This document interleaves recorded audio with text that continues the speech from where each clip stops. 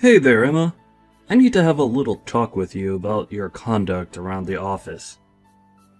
Do you realize that you're just a regular employee, right? You're not a supervisor or a manager or anything like that. And yet, I've heard that you were chastising my daughter earlier today. No, I'm just curious what made you think that it was appropriate for someone in your position to go and do something like that. Hello, Mr. Sharp. I take it that you're talking to me about the conversation that I had with your daughter Lily earlier today, yes? Well, the thing is that she has been showing up to work almost an hour late every day for several weeks now. And while I'm not an official supervisor, I was tasked with looking after her while she learns the ropes of the job. So I was only trying to help her understand the importance of being at work on time. I wasn't trying to chastise or bully her, but I thought that she should know it wasn't okay to do that.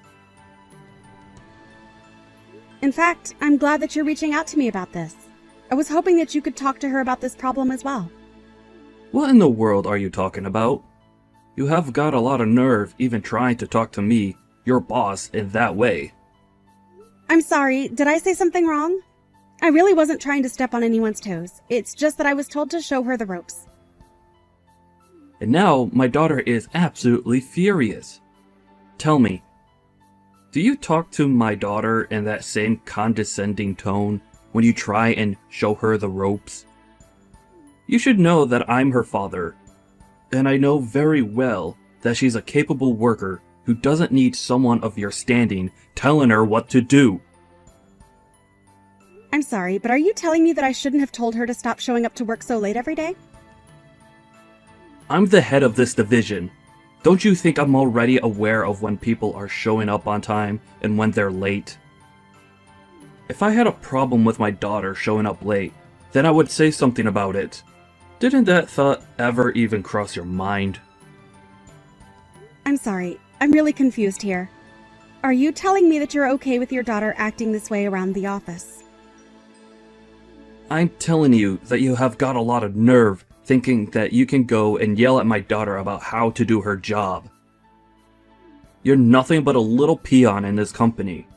You're a replaceable worker drone who seems to have forgotten their place. Mr. Sharp, I'm really sorry if I've done something wrong. I didn't mean to overstep my authority, but I don't think there's any need to talk to me like this. I only told your daughter what I said because I was tasked with showing her how things work around here. Can we please just calm down and try to think about this a little more rationally? I mean, would you be okay with any other employee showing up that late? You've warned plenty of others not to be late. I was only taking after your example. I don't care what you thought you were doing. The fact of the matter is that you talked to my daughter like that and now she's upset. So clearly, you don't know how to handle helping other employees if all you do is make them cry. What did you even say to her that made her so upset? Mr. Sharp, I really don't know what to say to this except that I feel that this anger is really uncalled for. I really don't think there's any need for you to get this upset over what I said to Lily. And I'm sorry, but I still don't understand why you're even this upset with me to begin with. I was asked to oversee Lily as she starts working here. I have seniority over her just by virtue of how long I've been in the office. I really can't see how I did anything that would be considered inappropriate given my position in the company. Well, it sounds to me like someone needs to remind you of how things work around here. Or are you just gonna keep up this backtalk until I have no choice but to fire you? Are you really threatening to fire me just over this? I think that's a little extreme, don't you? But if the problem you're having is that I was the one who spoke to your daughter about being at work on time, then maybe you could talk to her about this problem. I think she would be more likely to listen to you anyways. Does that sound agreeable to you? Oh, so now you're trying to tell me what to do as well? You really just don't know when to shut your mouth, do you? Okay. I see that I've misspoken, and I'll make sure that nothing like this happens again. I'll return to work now.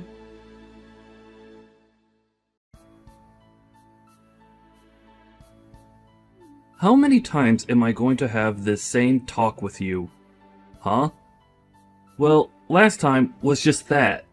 As of today, you are fired from this job. Mr. Sharp, are you really going to fire me like this? Because if you're serious, then I suppose I'll have no alternative but to leave. But you do realize that you're doing this all because I'm gently informing your daughter of how to act in the office. Is that what you call all the horrible yelling and chastising of my daughter? I thought I already warned you about not doing that. But if you're not going to listen to a direct order from your real boss, then it's obvious I have no choice but to let you go. I just hope some trash like you learns how to listen to your superiors one day. I guess we'll just have to see who the real piece of trash is, won't we? Excuse me? What did you just say to me? You think that just because I'm firing you means that you could talk to me however you want? I'm just saying that your daughter shows up to work late every single day. She never does any actual work when she's here, and I've only ever seen her on the phone. Are you really going to try and tell me that this isn't an employee in need of a talking to by someone? I'm telling you that you've no right to be lecturing my daughter over every little tiny mistake she might happen to make while working here. It's not your place, and you need to learn some respect. You don't get to talk to people however you want just because you've worked here longer than them. I suppose we'll just have to agree to disagree on what the actual situation is. But if you want my opinion, you're being far too easy on Lily. And it seems to me like it might also be your fault why your daughter is seemingly incapable of changing her ways. So now you're gonna try and blame all the problems you have with my daughter on me? I really don't think I've ever had to deal with such an uppity employee before. You know, your daughter actually told me the last time we talked that she was sick and tired of dealing with me and that she would have me fired. And now here you are, firing me. So I have to ask, is this because your daughter came to you and asked you to do this? And if she did she ever bother explaining to you why it is that she was being talked to by me in the first place? Oh, this problem is much bigger than just you and my daughter now. If you really think that you could talk to your boss the way that you've been talking to me, then it's clear that there's just no place for you here. I don't ever want you to even step foot into this office building again. Do you understand me? You are fired effective immediately. Well, okay then. If that's your final decision, then I won't spend any more time arguing my case. May I ask what you're going to tell HR and our managers about my firing? Because I think it might be difficult for you to merely be doing this because of how I treated your daughter. So, I'm just curious how you're going to present your case against me to the higher-ups in our office. And just why in the world do you think I would type out everything I'm going to say to them here for you to read? I'll find a good excuse to tell them that will make them all go along with my decision. I'm in charge of this department, and what I say goes. The only person at fault here is you, for daring to try and argue with me after I warned you to stop going after my daughter. I'm sorry, but I really think that I've been very calm and collected this whole time. The only one throwing around insults and using aggressive language here is you. Oh, why am I even bothering to talk to someone that I've already fired? Can't you just shut your mouth, pack up your desk, and leave already? I already told you that I never wanted to see you again. Okay then. I understand. If this is how things are going to be, then I'll leave the office today. Finally! At last you realize that even when fired, you still have to listen to me. I'm the boss in this part of the office, and my word is law. You wouldn't stop scolding my daughter, and now you're going to pay for ignoring a direct order from me. Now, get out of here and never ever come back. I understand. I also understand that you're incapable of seeing things objectively and that you're not suited for the position that you have. So, you should know that you are going to regret doing this. I will make sure of that. You're telling me that you're going to try and make me regret firing you? And just what do you think you can even do against me now that you're fired, huh? Besides, I'm in charge here, so what I say goes. It's literally impossible for me to make a bad call because I'm the one who is in charge. Yes, you are the one in charge, and that's what's going to come back to bite you. Anyways, I'll be taking my leave now.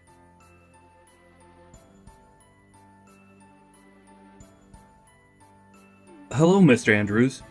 I saw the message left on my desk that you wanted me to send you a message to talk about something. What can I do for you today? I was just wondering where in the world my granddaughter has gone to. I'm sorry. I don't think I'm quite following what you mean by that, sir. Well, it really is quite simple. I'm talking about my granddaughter. I want to know where she's gone. Did something happen to her? I've been asking around, and everyone has been telling me that I should be talking to you about this. So, I would like an explanation of exactly where my granddaughter has gone to, Eugene. In fact, why don't you explain yourself to my face? I want you in my office right this moment. But sir, I'm still really confused. I don't know what you're talking about. I don't even know who your granddaughter is. Are you blind? Or just illiterate? I said that I want you up in my office to explain yourself to me right this second. Yes, of course, sir. I'm sorry for not leaving right away. I'm already heading towards the elevator as we speak.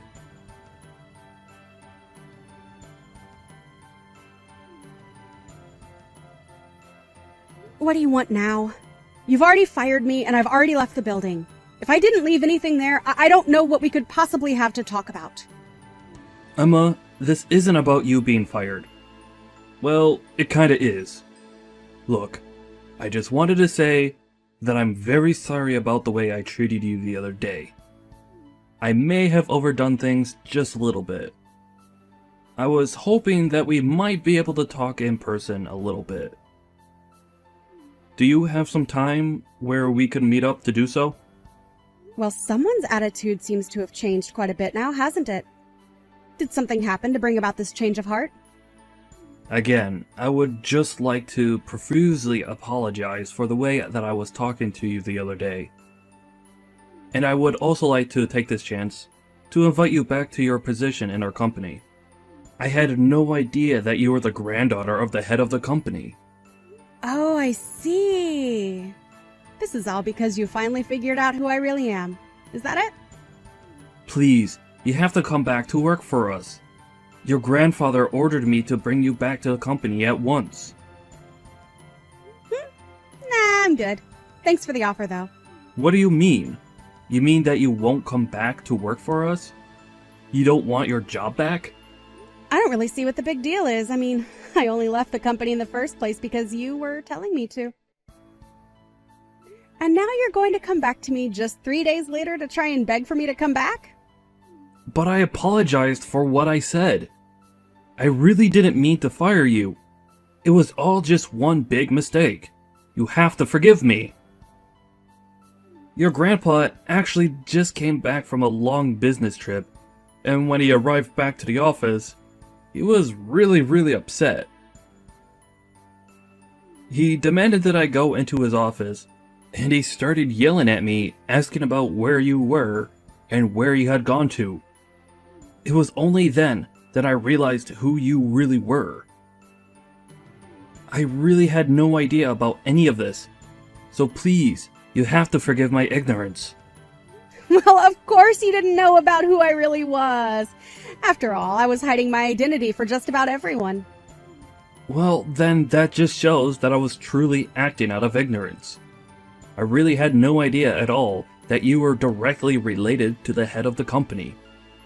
So please, I'm begging you, again, to come back. Your grandpa is very upset that you were let go from the company.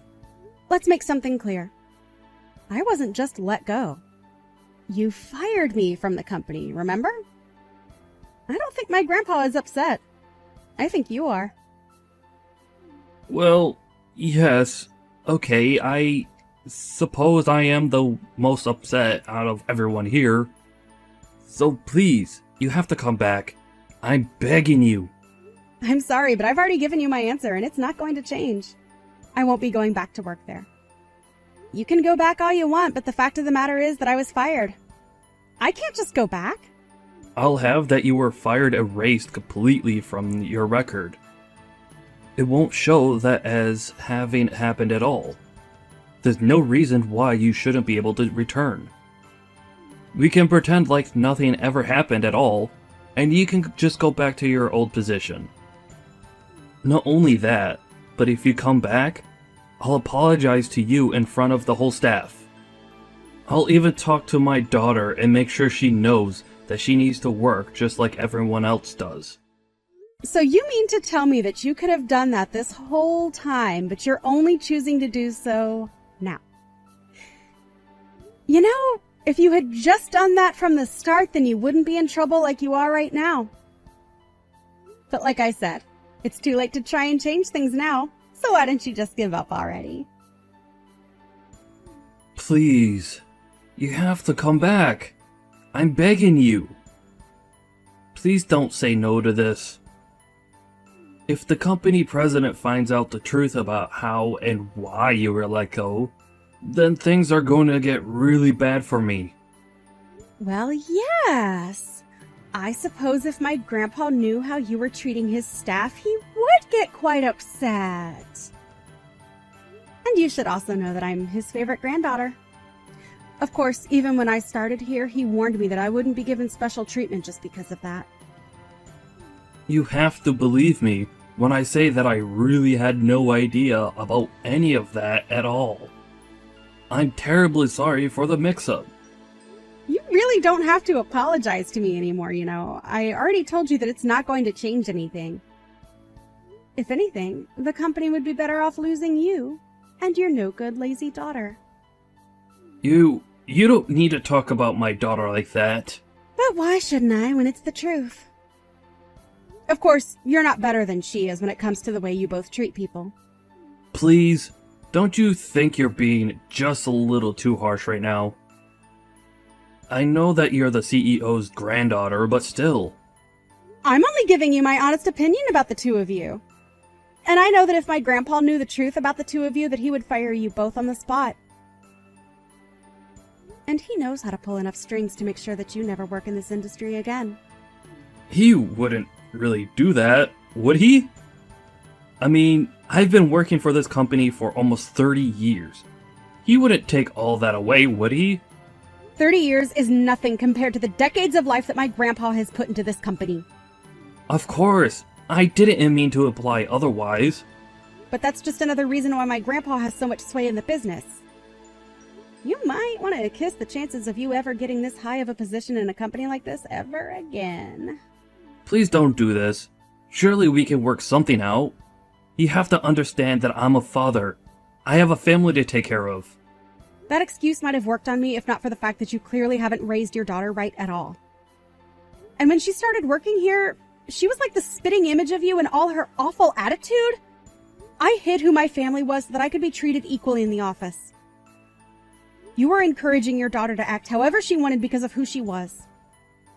Please, you really do have this all wrong. If I had only known who your grandpa was, then I would have never talked to you the way that I did. You have to know that I would have never said the things that I did. I would have never done any of this at all. I'm so sorry for everything. So I'm begging you, one more time, please come back. And I am telling you the same answer one more time. Not going to happen. Please, I'm asking as your supervisor to come back and work for us again. You aren't actually going to turn down a request from your superior, are you? You still think you're my superior? How can that be when I don't even work for you anymore? The moment you fired me, you lost any power or influence you had over my life. But, please, just do as I say this one time. That's all I need. You really expect me to just act like nothing happened between us at all? That's ridiculous and unrealistic. I really don't have time to carry on with this stupid conversation any longer. But if you don't come back, then I'm going to be in serious trouble. Don't you get that? If you don't come back, then both Lily and I might end up getting fired because of this. You have to come back and save us. You'll get your job back too. Everyone is going to win if you do this. You're acting as if I would have anything real to gain by helping you. But you're only asking that I come back to save your own skin. You were the one that fired me, and now you will have to live with that decision. I told you from the very start that you were being unreasonable and that you'd regret this. Now, if this is all that you have to say to me, I would appreciate it if you just left me alone instead. Please don't do this, Emma. I'm begging you. You have to come back. You have to save us. I'll even make Lily apologize to you. We're both begging you to come back. And I'm telling you that you can keep your worthless apologies to yourself because I don't want them. Anyways, enjoy what time you have left at the company. I may be fired, but at least I'll be taking the two of you on my way out. And good luck ever trying to find a job for you or your daughter in this town again.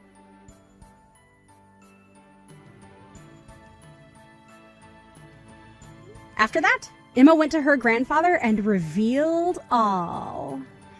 Upon learning the truth of why his daughter wasn't showing up for work, Mr. Andrews was furious and fired Mr. Sharp and his daughter right away. He told them that their names are going to be blacklisted and that no company in this industry would ever hire them again. Mr. Andrews approached Emma and offered her a position as the head of a new subsidiary being opened by the company. Emma agreed to come back as the head of the new company and was quickly being praised by her employers for her shrewd decision-making and empathy towards her employees. Mr. Sharp wasn't able to find a decent job after being fired, and even his wife ended up leaving him.